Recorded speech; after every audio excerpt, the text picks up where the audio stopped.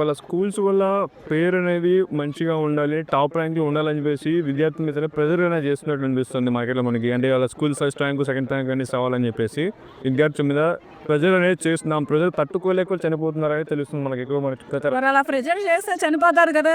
వాళ్ళు అలా ప్రెజర్ చేశారనుకో, ఇంట్లో తల్లిదండ్రులకు చెప్పుకోలేక, ఇక్కడ ఇది పడలేక, ఏం చేయలేక వాళ్ళు సూసైడ్లే చేసుకుంటారు. ఈ ప్రెషర్ ఏంటంటే అలాగే ఉంటుంది, మరి పరిస్థితి అనేది అలాగే తయారవుతుంది. అందుకని అలా కాకుండా ఉండాలి అంటే ముందల కాలేజ్ యాజమాన్యాలే కానీ, స్కూల్ యాజమాన్యాలే కానీ స్టూడెంట్స్ మీద ప్రెషర్ తగ్గించండి. అలాగని ఇంత ముందర చావు కొట్టేవాళ్ళు పిల్లల్ని చదవకపోతే ఆ రోజులే బాగున్నాయి.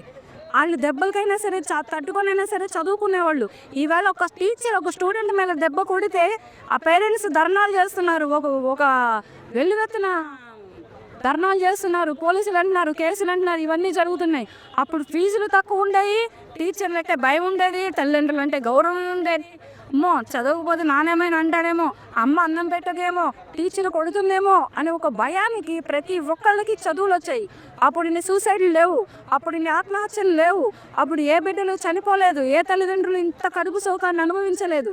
కానీ ఇప్పుడు అనుభవిస్తున్నారు, ఇప్పుడు సూసైడ్లు జరుగుతున్నాయి. అంటే అది కారణం ఏంటంటే అది స్కూల్ యాజమాన్యమే కానీ, కాలేజీల యాజమాన్యమే కానీ, ఈ ప్రెషర్ వల్ల, ఈ మైండ్ ప్రెషర్ వల్లనే, ఈ మెంటల్ టెన్షన్ వల్లనే ఈ పిల్లలు సూసైడ్లు చేసుకుంటున్నారని నేను పక్కా చెబుతున్నాను. అంటే డైలీ జరుగుతూనే ఉన్నాయి. బట్ గవర్నమెంట్ నుంచి కూడా ఎటువంటి స్పందన లేదని తెలుస్తుంది. అట్లీస్ట్ అంటే కాలేజ్ ఎక్కువగా జరుగుతుంది మనకి సూసైడ్ అనేది. దీన్ని మీరేమంటారు?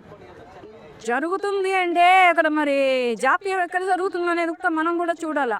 ఆ స్కూళ్ళు, ఆ కాలేజీలు సీజ్ చేసి లైఫ్ లాంగ్ వాళ్ళకి ఇంకా ఎటువంటి చదువులు చెప్పావా పేరు